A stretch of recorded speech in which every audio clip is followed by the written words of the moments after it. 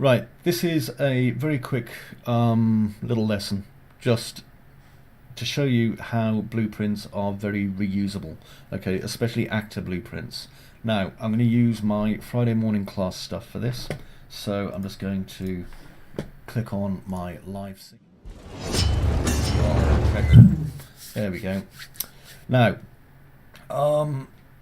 here I've got some blueprints that have been created already today. So if I just go and click play, and I can see I've got my, my light switch for turning on and off the lights, and I've got my door functions over here for opening doors, and for, sorry if it's a little bit jerky by the way, it's just because I'm also encoding a video at the same time. But anyway, you can see it's for opening and closing and doing all this sort of thing, right?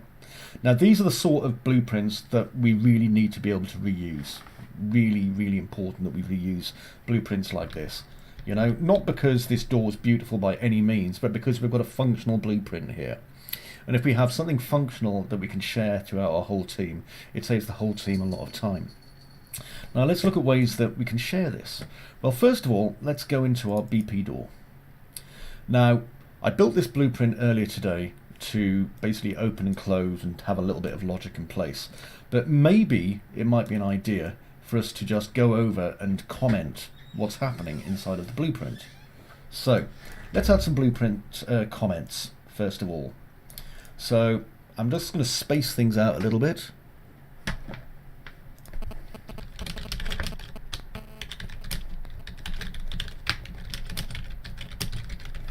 So if I go to is door open branch and hit C, check to see if the door is open.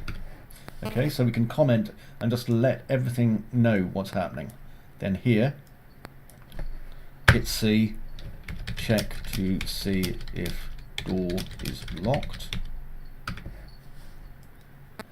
Then over here, we've got the timeline for opening the door. Now, I don't need this print string to tell me the door's locked anymore. It's just going to do nothing when that happens. So here, for these parts, this is setting our door opening via our timeline. So open the door using timeline. Okay. Now down here, we've got a delay. So I'm going to select my delay and the duration, comment that, and I'll call this settable delay. And then over here we've got this timeline that sets the rotation for our door to closed. So C, use timeline to set the door to closed. And then finally over here we've got this set is door open. So I'm going to comment that, set is door open flag. Okay, so now we can see what everything inside our blueprint is doing. Okay, now here I'm just going to put a comment around it, event begins. So everything now is commented, everything is flagged, we know what everything is. All of our components under our door controls here, they have nice easy to understand names, so we'll be able to share this without a problem. So first things first, I'm going to compile and save, that way my blueprint's all working and so on. Now I want to share my BP door functionality. So what I'm going to do is I'm going to right click here and I'm going to go to Asset Actions and Migrate. Okay, now when I'm doing this, it'll ask me to select my content to save. So in this case I've got my map and I'll click Save Selected. There we are. Now what it does is it grabs all of the assets that belong to BP door, okay, and now they're ready to be sent to another content folder. Before I do this though, let's have a think. In order to interact with this BP door, I need a couple of things. I don't just need my door, I also need my interface. Well, I can see my interface is there. Look, BP interface has been added. But what about my first person character? We should definitely include that too. Okay, well, let's include the character too. So I'm going to select BP door and first person character, right click, Asset Actions, Migrate. Now it'll pull together the list again, and this time you see I've got my first person character. Okay, so it's got all those assets, and I'm going to click OK, and it's going to say to me, well, where do you want to send it? Where do you want to send this stuff, Chris? Well, I can send it to any content folder of any project I've got. So if I go back to my Unreal projects and I go into this one that says guitar, and then click on content, okay, and then click select folder. It'll migrate all of that stuff over into that guitar project where it's nice and safe and I can use it. What about if I want to save this though and give it to somebody else over the internet? I can do that too.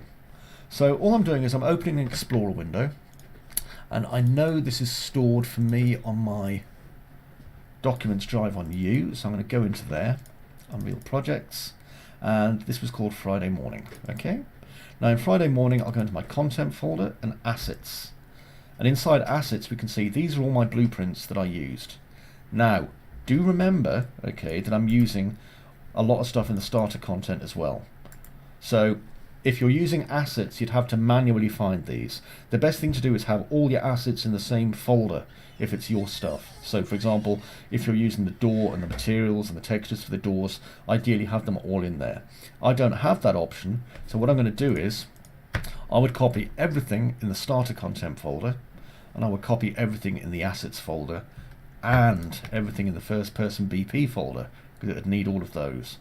I would right click, add it to a RAR file, and then give it to someone, and they could uncompress that in their content folder.